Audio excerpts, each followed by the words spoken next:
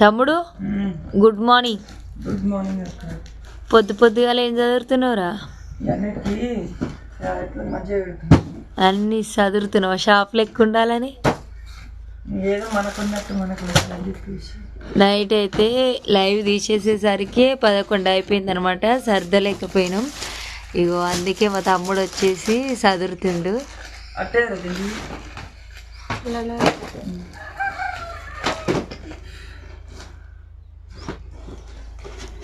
ఇగో ఇక్కడ పైన ఉన్నాయి కదా చీరలు అయితే ఆల్మోస్ట్ మేము తెచ్చినాయి. ఇంకా దగ్గర పడ్డట్టే అనమాట. ఇంకా ఖతం అయిపోతుంది. అలాంటి వాళ్ళకైతే సపోర్ట్ చేయండి ఫ్రెండ్స్. పెట్ట